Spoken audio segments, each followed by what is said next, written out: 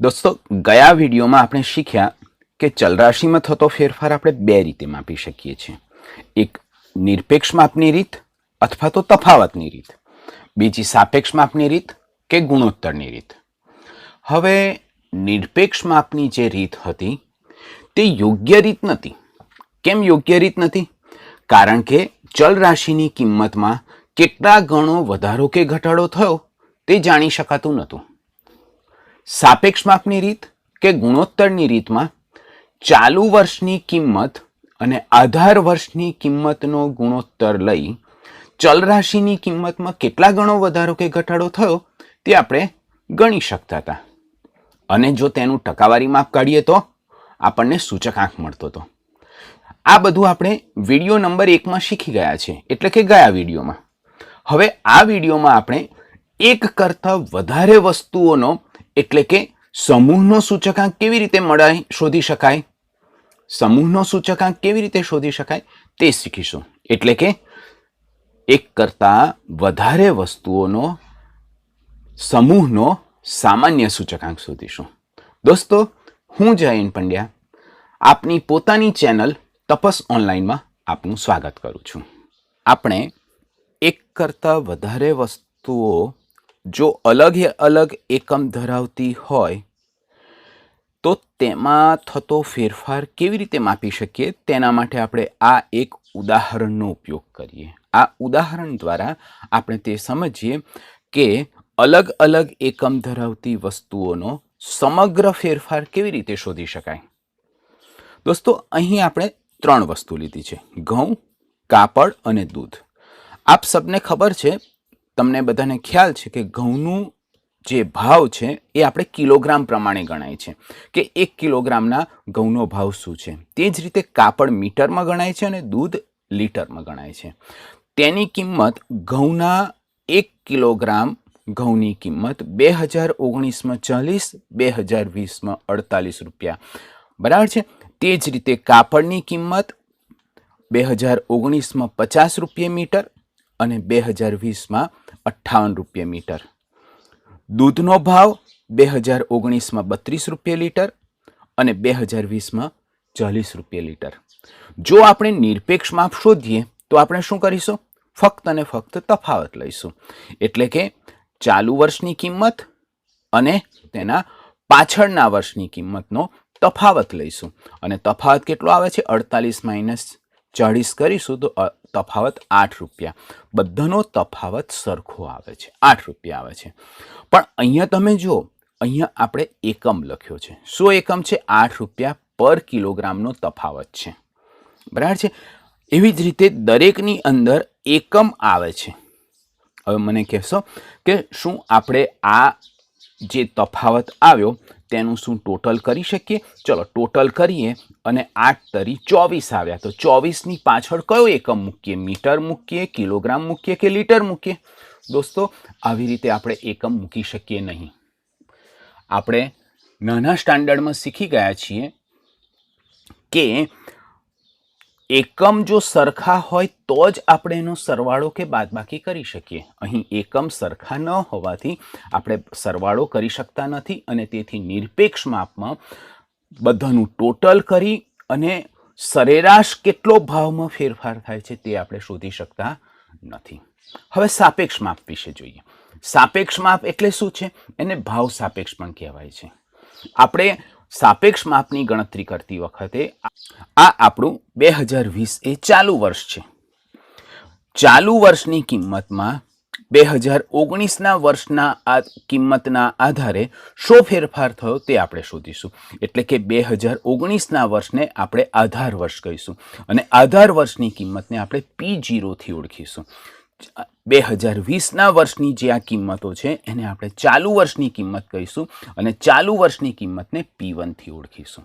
દોસ્તો, ભાવ સાપેક્ષ આપણે ગુણોત્તર આના પહેલા પણ વિડીયોમાં શીખી ગયા છીએ કે ચાલુ વર્ષની કિંમત અને આધાર વર્ષની કિંમતનો આપણે ગુણોત્તર લઈએ છીએ। આ ગુણોત્તર થઈ ગયો એટલે કે ઘઉંની કિંમતનો ભાવ 1.20 ગણો વધી ગયો। આનો અર્થઘટન આ રીતે થાય। તે જ રીતે કાપડનો ગુણોત્તર આપણે લીધો અને એની કિંમત આવી 1.16. તો કાપડનો ભાવ 2019ની સાપેક્ષમાં 2020માં 1.16 ગણો વધી ગયો. આ બધું આપણે ગયા વિડીયોમાં શીખેલા છીએ. એ જ રીતે દૂધનો ભાવ ગયા વર્ષની સાપેક્ષમાં એટલે કે આધાર વર્ષની સાપેક્ષમાં ચાલુ વર્ષે 1.25 ગણો વધી ગયો. દોસ્તો, હવે મને કહો, આની પાછળ કોઈ એકમ લાગ્યો?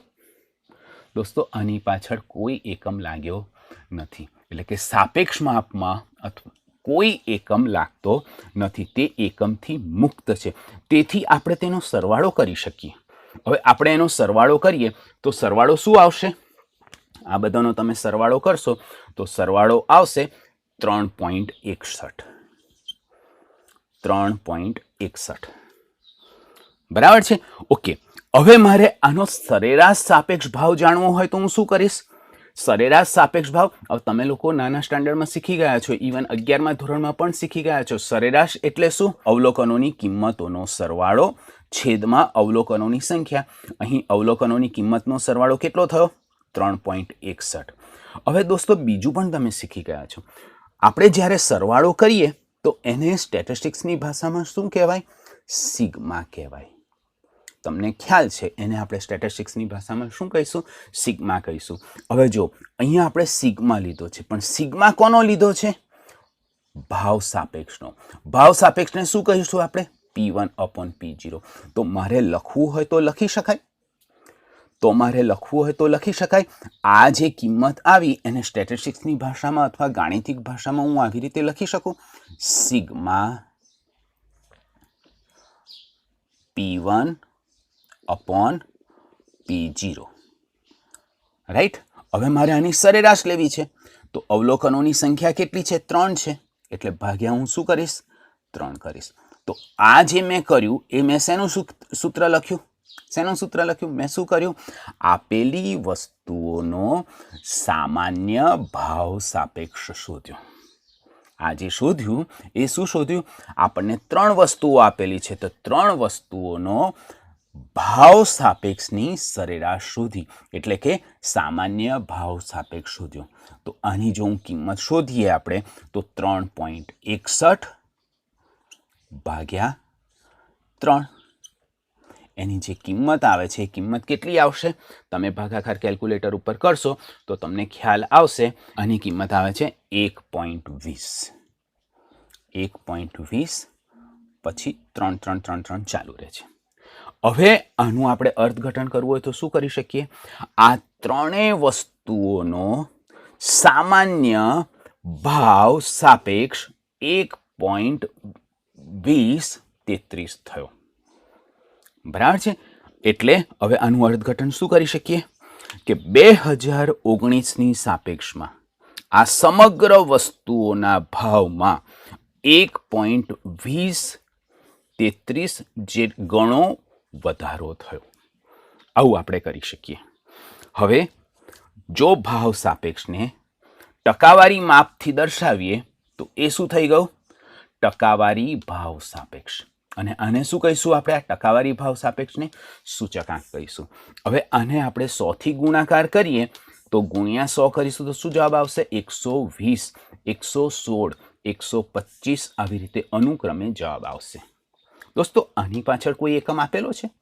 આની પાછળ પણ કોઈ એકમ નથી આપેલો. તો શું આપણે આ સૂચકાંક અથવા તો ટકાવારી ભાવ સાપેક્ષનું પણ સરેરાશ કરી શકીએ? દોસ્તો, કરી શકીએ. એનો સરેરાશ કરવા માટે થઈને શું કરીશું? આ બધાનો સરવાળો કરીશું અને ભાગ્યા અવલોકનોની સંખ્યા. અવલોકનો તો એનાથી આપણને શું મળશે?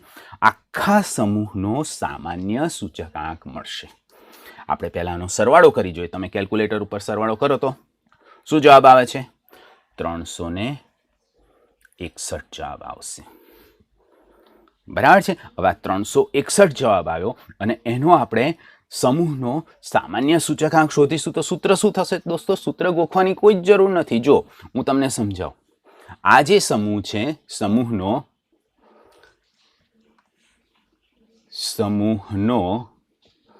સામાન્ય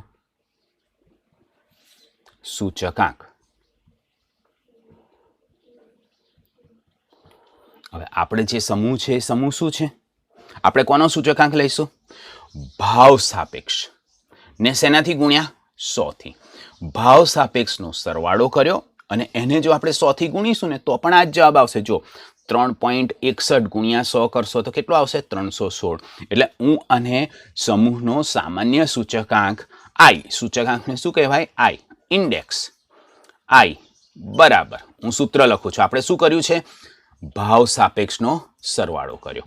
સરવાળાને શું કહીશું? સિગ્મા કહીશું. ભાવ સાપેક્ષને શું કહીશું? P1 upon P0. એટલે હું અહીંયા લખું છું સિગ્મા P1 upon P0. આપણે સમૂહનો સામાન્ય સૂચકાંક શોધવા માટેનું સૂત્ર શું થયું? સમૂહનો સામાન્ય સૂચકાંક I, એને આપણે કઈ રીતે દર્શાવીશું? I વડે. કેવી રીતે શોધીશું? ભાવ સાપેક્ષ જે છે, ભાવ સાપેક્ષનો સરવાળો કર્યો, બરાબર, છેદમાં અવલોકનોની સંખ્યા n ગુણ્યા એને આપણે આ ભાવ સાપેક્ષનો સરવાળો થયો, બરાબર છે, એને આપણે 100 થી ગુણીશું તો શેમાં પરિવર્તિત થઈ જશે? શેમાં પરિવર્તિત થઈ જશે? સૂચકાંકમાં પરિવર્તિત થઈ જશે. એટલે કે કોઈ પણ સમૂહ એક કરતાં વધારે વસ્તુઓનો સામાન્ય સૂચકાંક શોધવો હોય તો સૂત્ર શું થયું? સમૂહનો સામાન્ય સૂચકાંક I બરાબર sigma P1 upon P0 upon n into 100. સમજ્યા બધા? ઓકે, હવે આની કિંમત મૂકીએ. કિંમત શું છે? Sigma P1 upon P0. જો સિગ્મા એટલે સરવાળો, બરાબર છે, સિગ્મા એટલે સરવાળો. કોનો સરવાળો? P1 upon P0. P1 upon P0 આ રહ્યું અને આનો આપણે સરવાળો કરીશું તો કેટલો આવશે? 3.61. તો હું અહીંયા જવાબમાં લખી દઉં છું 3.61. હું બ્લેક પેનથી લખું એટલે તમને ખ્યાલ આવે.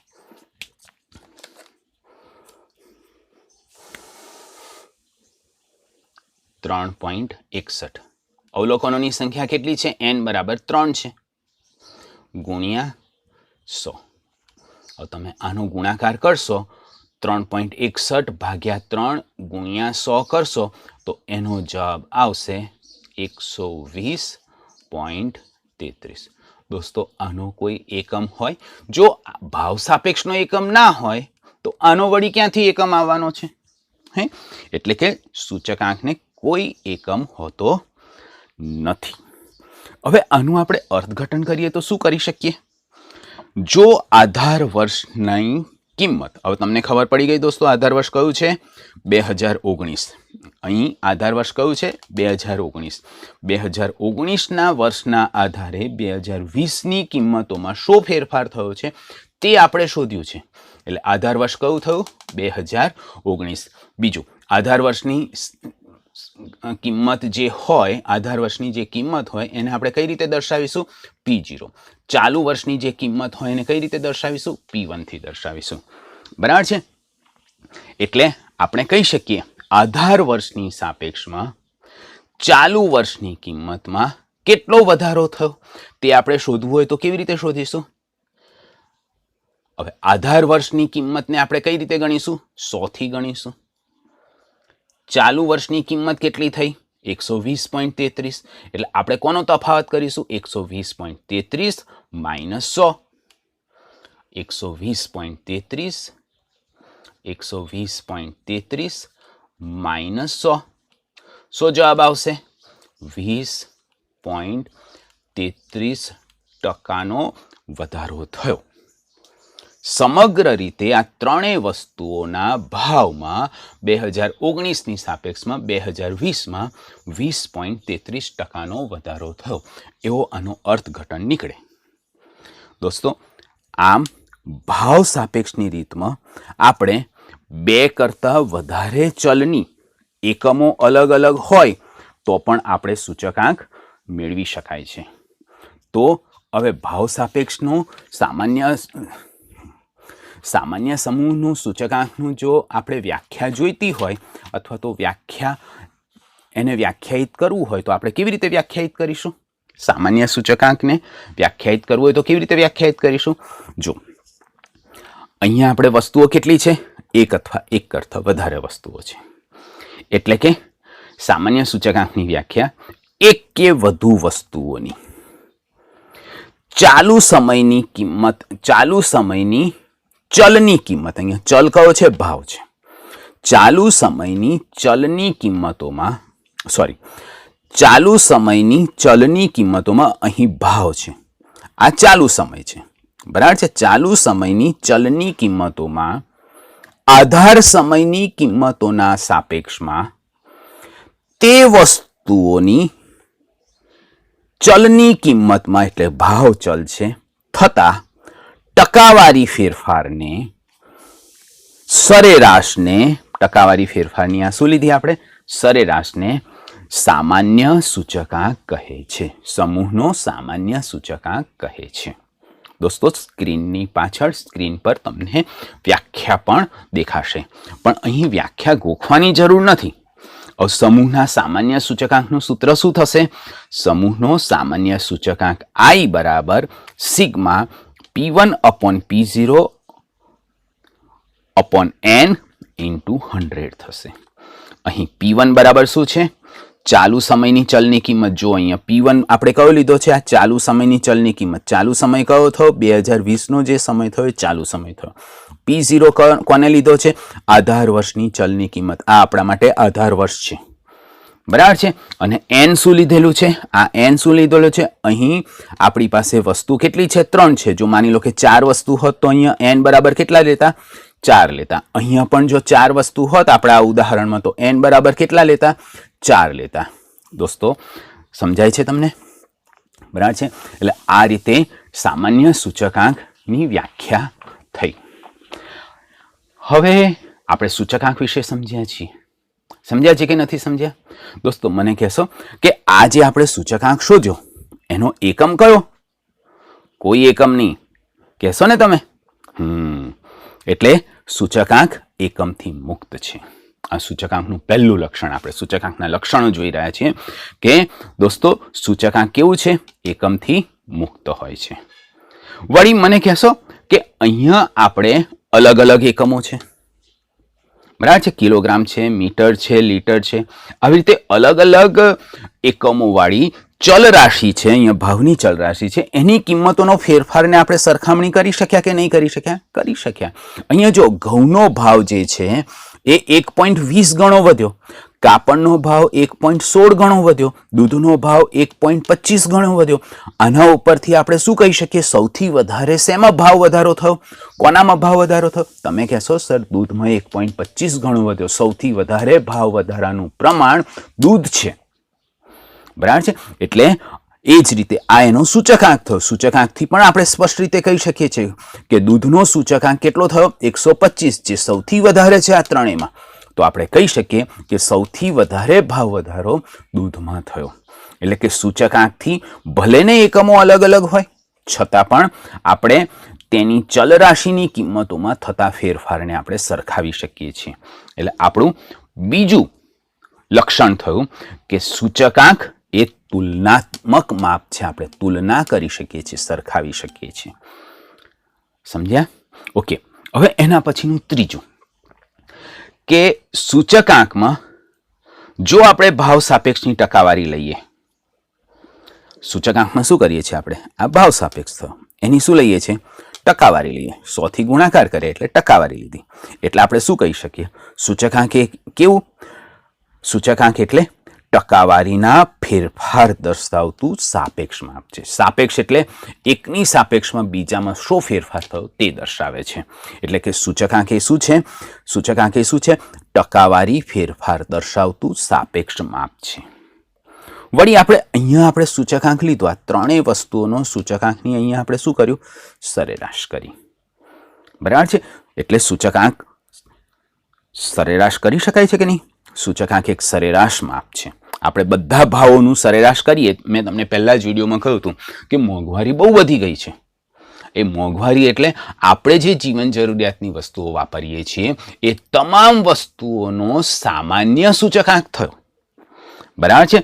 સામાન્ય સૂચકાંક એટલે સરેરાશ સૂચકાંક થયો. એટલે સૂચકાંક સરેરાશના બધા જ લક્ષણો ધરાવે છે. કારણ કે સૂચકાંકની આપણે સરેરાશ કરી શકીએ છીએ. સૂચકાંક એક સરેરાશ છે. એટલે ઓબ્જેક્ટિવ માટે યાદ રાખજો, સૂચકાંક એક સરેરાશ છે અને સૂચકાંક એ સરેરાશના બધા જ લક્ષણો ધરાવે છે.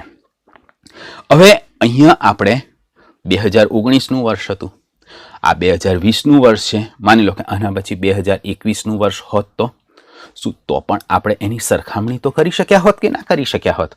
એટલે કે સૂચકાંક એ શું કરે છે? અલગ અલગ સમયની પરિસ્થિતિના ગુણોત્તરોની, આ ગુણોત્તર થયો, ગુણોત્તરોની ટકાવારી દ્વારા તુલના કરવામાં આવે છે. સૂચકાંકમાં શું કરીએ છીએ? અલગ અલગ સમય 2020 છે, 2019 છે, 2018 હોત તો પણ આપણે એની તુલના કરી શકીએ. બરાબર છે? એટલે બે અલગ અલગ સમયની પરિસ્થિતિના ગુણોત્તરોની ટકાવારી દ્વારા આપણે તુલના કરી અને ફેરફાર જાણી શકીએ છીએ. બરાબર છે? એટલે પાંચમો મુદ્દો થયો કે બે અલગ અલગ સમયની પરિસ્થિતિના ગુણોત્તરની ટકાવારી દ્વારા તુલના કરી શકાય છે.